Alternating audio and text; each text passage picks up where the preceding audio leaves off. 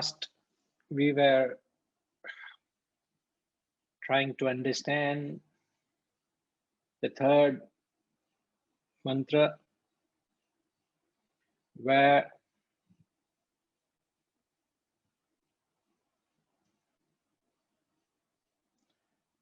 the Guru endorses the disciples' claim to have attained self-realization. So the Guru endorses it and he speaks it in his own language. So that which was shared was this: whosoever does not know knows. Whosoever knows, he knows not. That is unknown to those who know. That is known to those who do not know. We just said you introduce these two simple, innocuous words, subjective and objective. It helps you understand the apparent contradiction, which is the language of the Shastra spoken. So when you read it this way, whosoever does not know objectively knows it subjectively. Whosoever knows it objectively, he knows not subjectively. That is unknown subjectively to those who know it objectively. That is known subjectively to those who do not know it objectively. Now, all what you understand from this language, that spiritual journey is not an objective journey. That should be the simplest understanding we should have. Spiritual journey is not an outward journey, but rather a spiritual journey is a subjective journey. Now, when we say objective, it means something into the external world, something which draws you out into the world, something which is extroverted, something which is outward. Subjective journey means something which is introverted, which is an inward journey. It is not outside, it is within. It's inside. So it is not objective. When we say not objective, it is not experienced outside. It is realized within. Now, what many people have done, many people mistake a spiritual journey as an objective experience. So they want to enrich themselves objectively by taking an outward journey, by identifying themselves with symbols, with idols, with various religious practices, believing that as spirituality. But they fail to realize, many fail to realize that these symbols, these idols, these various tools in religion are the non-essentials of religion. They do not help you in your spiritual journey. They don't help you in your spiritual unfoldment because they are the non-essentials. Now, they play a role in your upliftment when you understand that there is an essential message behind these non-essential symbols. So when you talk of the essentials talks about the symbolic representation. Behind every symbol, there is a representation, isn't it? Behind every idol, there is a message. Behind everything that you practice, there's a meaning. But if you hold on to the non-essentials of religion, which are outward symbols, every outward symbol is non-essential. Whether I put a tilak or not is non-essential. Whether I go to a temple, church, or mosque is non-essential. Whether I perform a ritual or not is non-essential. Whatever I do is non-essential unless and until it reminds you of the essential truth, which is the self within. Because what comes first is the essential truth, and then came out the symbols and tools to remind you, to take you to the essentials.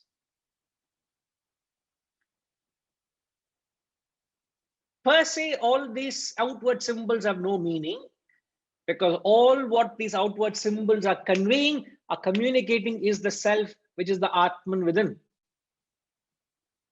which is the bottom line, which is the underlying factor of the spiritual journey, is to get to the self.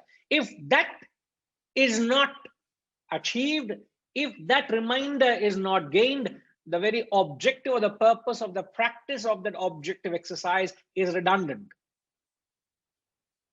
How does it matter I put my tilak, whether it's a dot, whether I smear the ash on my forehead in a vertical way or a horizontal way? How does it matter?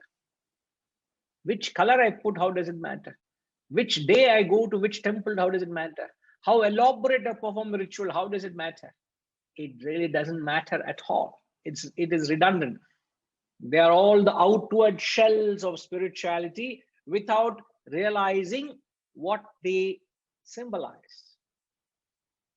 So the essential is the symbolic representation, which represents the truth, the reality, the consciousness, and that which gives you reminds you of the essential is this knowledge. So the mistake everybody does is they believe spiritual journey to be an objective experience rather than understanding it's a subjective becoming. There's a mistake made here.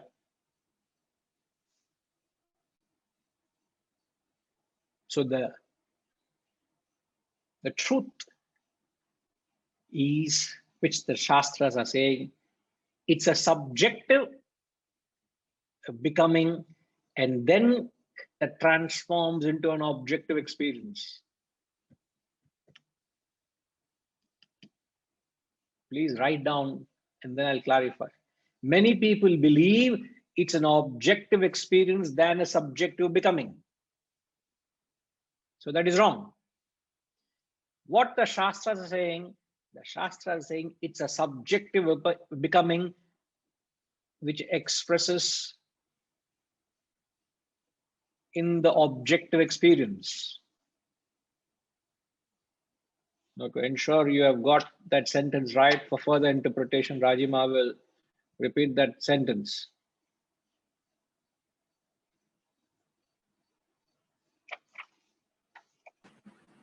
It is a subjective becoming that becomes an objective experience. What is the first sentence? Most people interpret the objective experience to be the subjective becoming. So correct. Many people think spirituality is an objective experience than a subjective becoming. To which we said, no, it is not so. It is a subjective becoming which becomes an objective experience. Correct. Correct. You got that. Now, Amitama, what do you understand of that? What is the obvious in those two statements?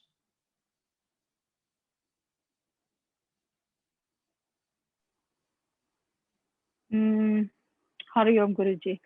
Yes, ma'am. Yeah, so the message here is that it is a personal, it's a personal experience, something internal, something inward, and it expresses itself through external rituals, perhaps, but in the finality, it is that subjective becoming. Does that make sense? Sorry. Okay, can you explain the first half of the statement? The first half was many people believe that it is an external, that it is an objective experience. Right. When in fact, it is a subjective becoming. Right. Now, what do you understand by this?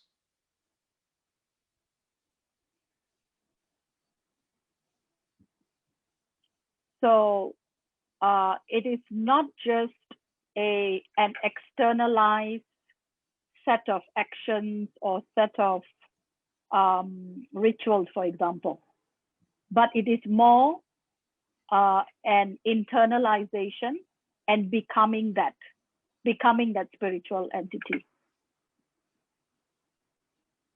In fact, you're being very kind.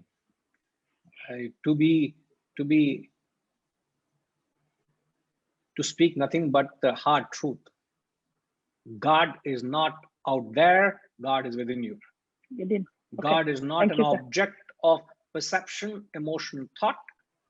It is the subject within, full stop. The text roared the truth, dinned it into our minds, isn't it? It's not what you perceive out there, it's that which enables you to perceive, isn't it? It's not what you feel, that which makes you feel. It's not what you comprehend, it's that which enables you to comprehend. So he says it is not in the outward world. It is not something objective. So the moment you think God is something external, if you hold on to something external, believing that outward symbol is God, believing that outward idol is God, you have lost it. Now, why I say that? Because I said all these symbols are only having a symbolic representation. Otherwise, these symbols are meaningless, redundant practices with no message in them, isn't it? It becomes mechanical, blind, meaningless practices, isn't it? So I'm not against the practices. What we are against is the meaningless practices without understanding the symbolic representation. It is the ignorance behind the practices, because any ritual for that matter indicates only to the common truth, which is the self within. Any ritual, any aspect of your exercise you take, it points out to the subjective experience which is within. But if you believe it is outward practice and it's not an internal becoming, you're quite wrong.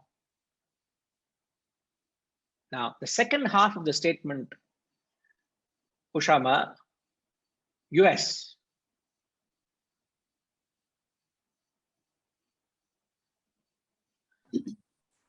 So the second half of the statement, Annama. It's a subjective becoming which expresses in the objective experience. It's a subjective becoming which expresses in the objective experience. Now, what have we done here?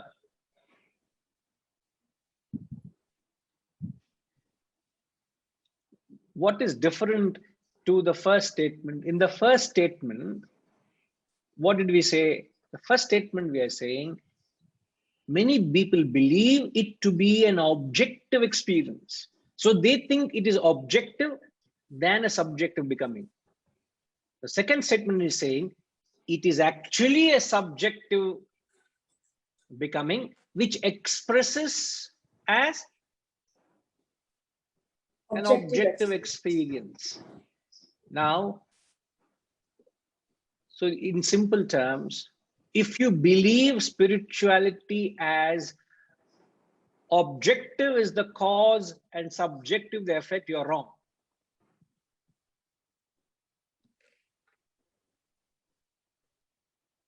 I'm just using the same words. Objective means extroverted. Subjective is introverted. I'm just going by the terms, please. All right. So if I think spiritual journey is an extroverted experience resulting in an introverted state, you're wrong. But what is the truth is, it is the cause is your subjective becoming. Means you must first realize the God within, and that realization within, the testimony to that is the experience of the truth outside. So it is a subjective experience within, and then subjective becoming within, and then you experience it outside. Means in order to see God everywhere, you must realize the God within first.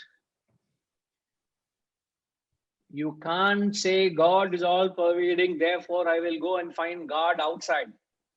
Even though God is all pervading, this gets us to this fundamental question, a very important and a beautiful question.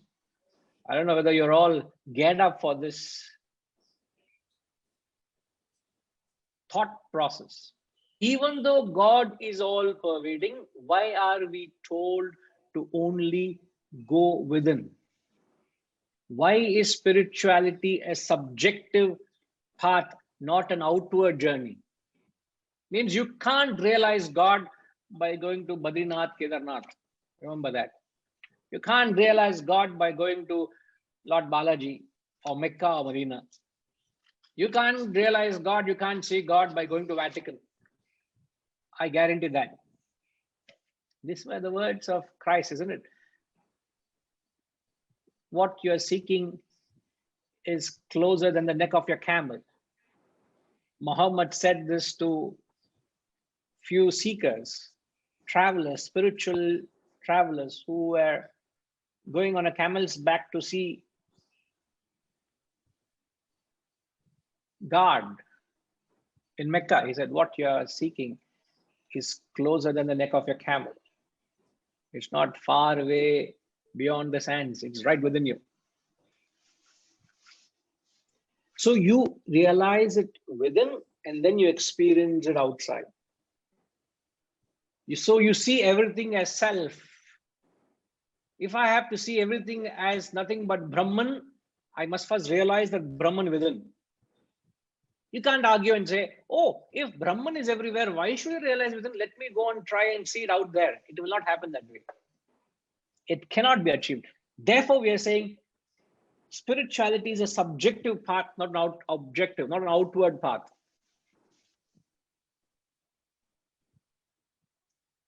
But you must have answers to this question. Why are we told to look within when God is all pervading? Have you ever thought of it? Yes, Amitama. The fact that you're smiling looks like you have an answer. No, sir, I have a question.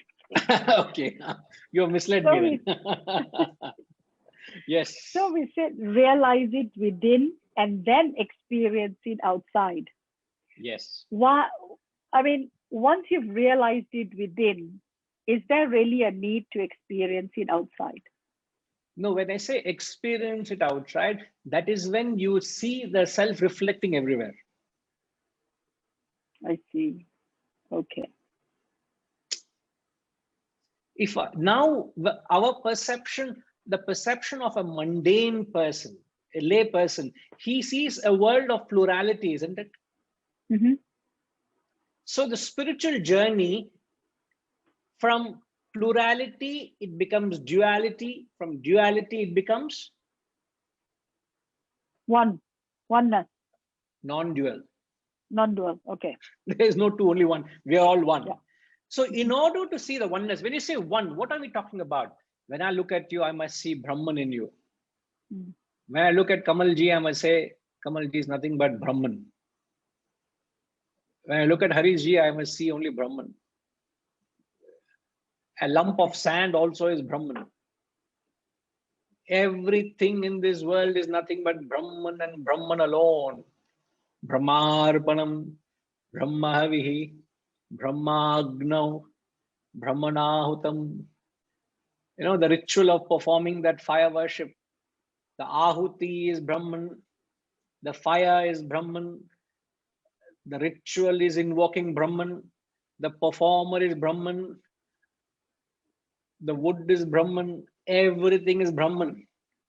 That is what we are chanting, isn't it?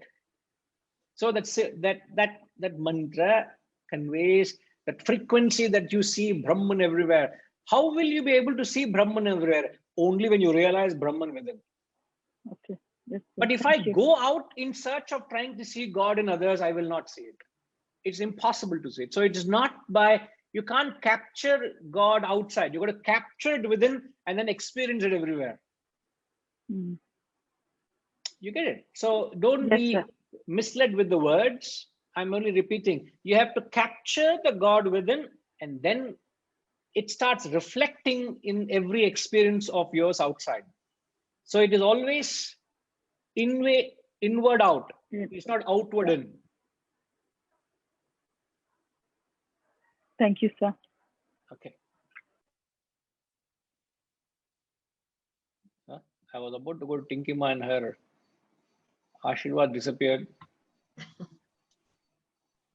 Hari Om Guruji. Actually, Yes, I wanted to just answer that question. I don't know if it's right. You had asked that although all pervading, Brahman is all pervading everywhere outside in everything, why can't we find Brahman outside? Because what we see outside is a reflected consciousness. It's not Brahman, right? It's like the sun and the reflection of the sun in the water. I don't know if that is the line of thought that you were asking for. no, could you clarify that once more, please? You had asked, although Brahman is all pervading, it's within and without, in every act, in the action, in the actor, it is everywhere, but we can't find Brahman out in the external world. We can only find him within. And then we can see the self in all after we have found him within. So you said, why can't we find Brahman outside? I mean, my thinking was that because what we see outside is only the reflection of Brahman, which is actually within. Is that No. correct? Reflected consciousness is outside. I almost thought you got it, but then you've just got into a different line of thought. No. Because what is outside is only a reflection of Brahman, which is within. Though Brahman is everywhere. What do you mean reflection of Brahman? So when we take, like you always give the example of the sun. The sun is one, but we may see it in many mirrors or in water. No. Just trying to help you. If you see goodness in me, first of all, I'm presupposing, I need to clarify that. Do you see any goodness in me? With and without the spectacles. So you say, no, I think it's good with the spectacles. Please put it back on. Now, do you see any goodness in me? I was actually thinking of innate goodness, not the external at all. Please answer my question. Make me feel comfortable, at least temporarily for a while. Either way is all right, Guruji. No, make me feel comfortable. No, why are you being so? Yes. Huh? Okay. Yeah. If you see some goodness in me, okay. I'm sure you'll agree that there are some imperfections in me as well. Perhaps, there has to be. It may not be perceivable by you. If you want to know, you can ask Vijayama, she'll tell you plenty. A long list is there, but don't do that.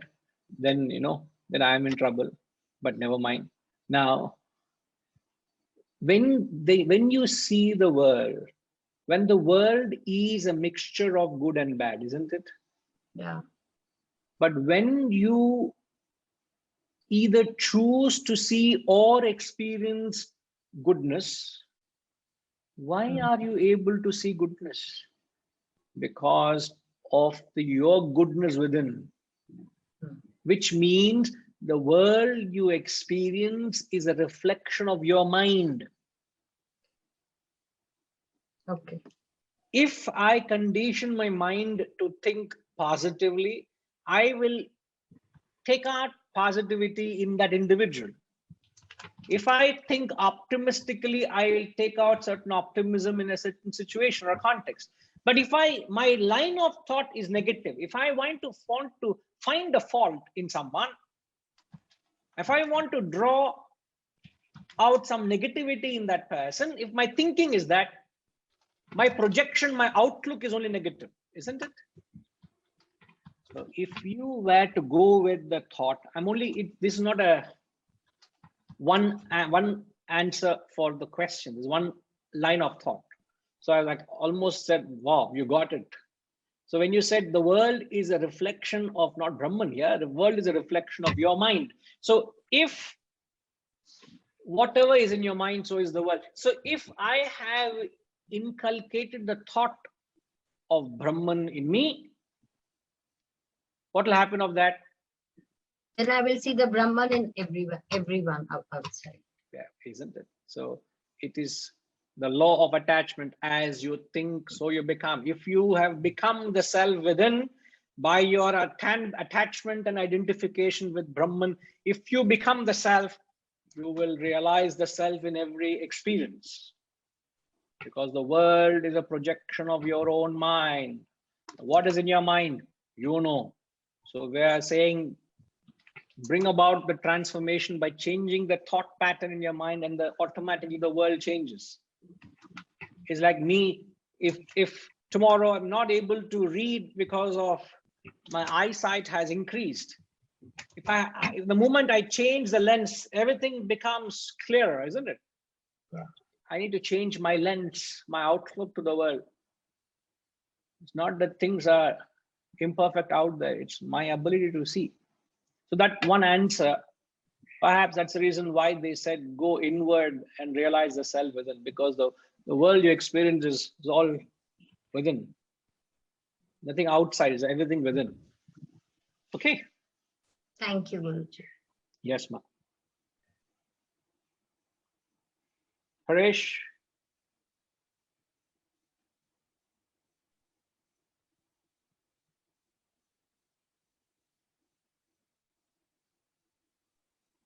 Hariam Guruji. Hariam, sir. So far, so good. Kind of, I got it. Very good. But any idea why we are told to go inward, not outward, when God is everywhere? A simple example, I think in Atma Bodha it comes. Even though the Hong Kong, why take a Hong Kong? You may argue, and there may be this difference of opinion. Let's say the country, the Indian government, it pervades in the entire countries, in the entire region, from the north to the south. Unless they are disputed territories, leave it aside. Even in the territorial waters, the government prevails, isn't it? Yes. So you can say the Indian government is everywhere, in every part of the country. Yes. But if you want to contact the ministry, you can't go deep into the rural areas and say, I want to contact the minister. I want to contact the head of this department. You don't find the government deep in the rural areas. Would you? No. You want to contact the government, you got to go to the headquarters. Correct. Go to the capital. You will have the ministry. But yet the government is all pervading. Yet you want to contact it, go to the headquarters. Similarly, God is all pervading. But if you want to contact the God, where do you go? You go to the ministry. So if you go to government, yeah, you go to the ministry. You would go to the ministry. And where is the ministry? Where is headquarters? Well, government headquarters is New Delhi, but for our headquarters is inside us, basically. It's within us, isn't it? It's Correct. introverted. So this is the example the Shastras give, that Atmabodha gives.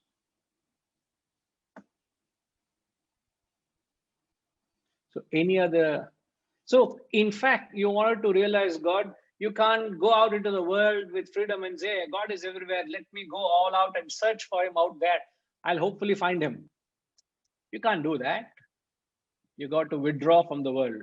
In effect, you can't practice licentious indulgence in the world. You got to practice conscious withdrawal and tapas to realize God. So I'm further qualifying it to make it easier. You can't take a licentious indulgence into the world to go out into the world. Let me know the world to find God there. You can't go out into the world to find God. You got to actually withdraw from the world to practice tapas and self-control to realize God. Now, please think over it. Why is it?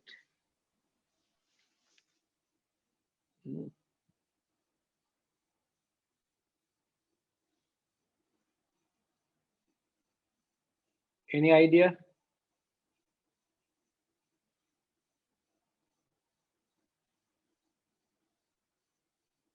Kamalji, any idea, Kamalji?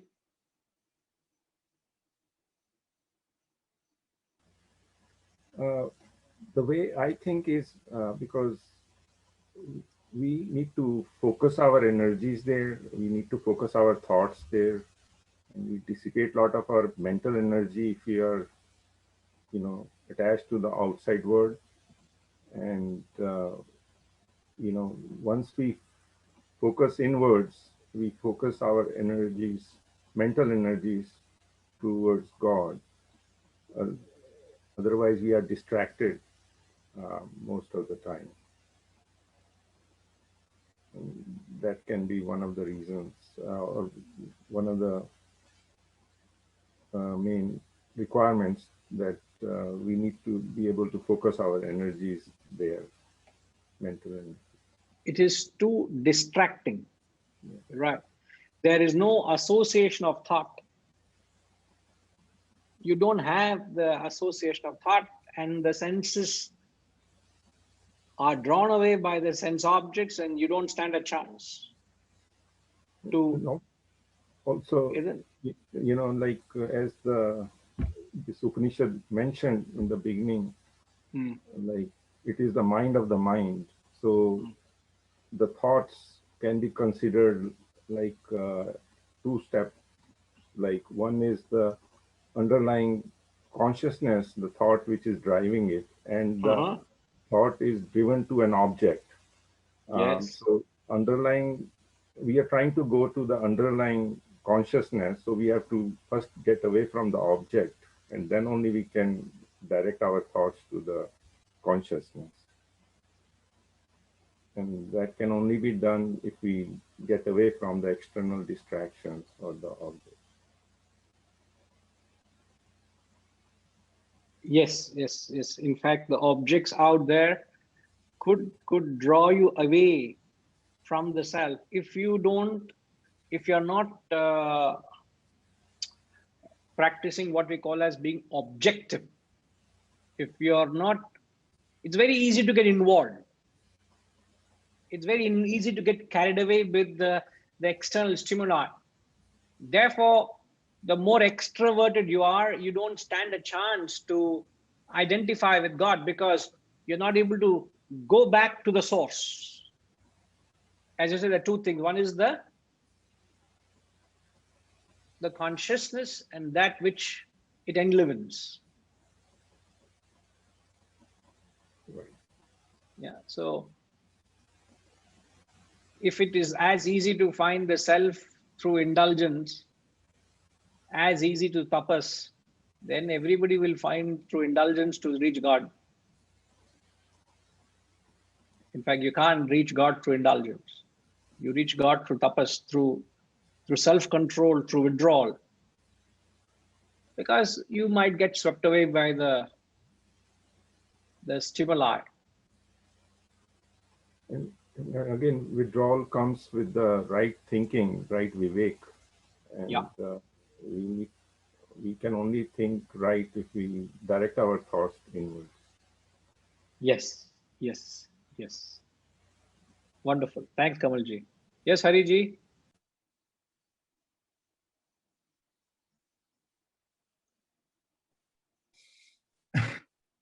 We can also extend the concept of kshetram and kshetrajna.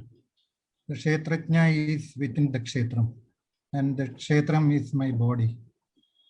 Sir, you have to be very mindful of the terms you use, because the onus is on you when you use any language, whether everybody out there is following your language. Kshetra and kshetrajna is like Spanish and Latin in this classroom. Or body or within body. The self is within the body. Atman. It is within me. So it is as much within you is as much as is outside you as well. It is not any less outside than you. Is it any less outside than you? When they say all pervasive means what? It's everywhere. Yeah, if I am now thinking of trying to find out the ultimate reality externally, where will I go and search for it? Everywhere. Anywhere. Yeah, but I cannot go all over. There must wherever. No, I'm just being a devil's advocate here. I'll say if it's everywhere, I'll try to find it wherever it is. I want to find it in wealth. I want to acquire as much wealth. They say it's knowledge. I want to acquire all the knowledge. There was nothing wrong in it. It's there in every aspect of life is divinized. Yeah, as far as I am concerned, I am the center of the universe.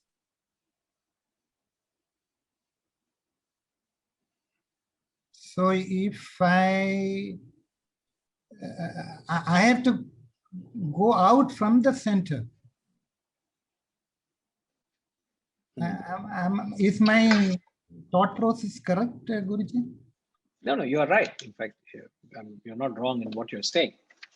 The very center where everything springs from is within you, isn't it? Yeah. So if I have to go out, I can go out only from me. Yes. So the center has to be very clear.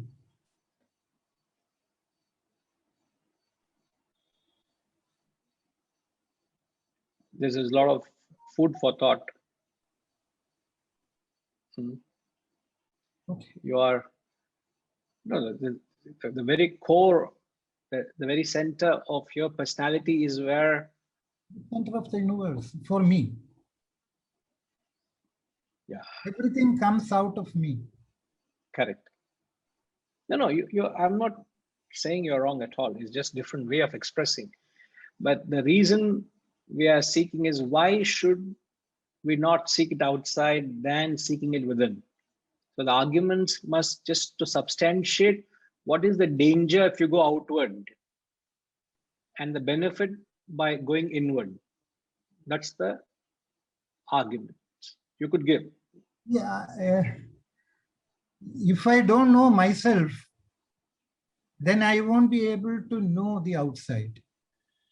The clarity is that I have to know myself. Then only I will be able to go out from me. Yes. If I don't know myself and try to go out, then I will know I will know nobody.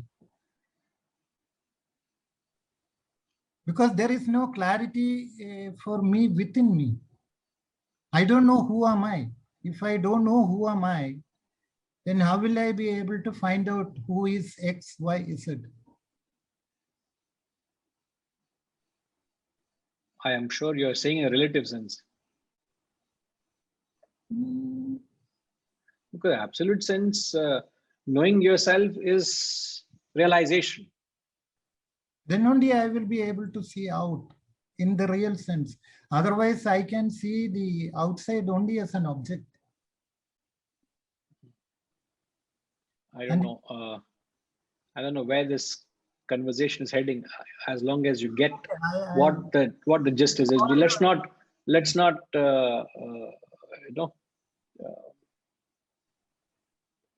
we should not get lost in the usage of the terms. What we are only trying to get is that spiritual journey is subjective, not an outward.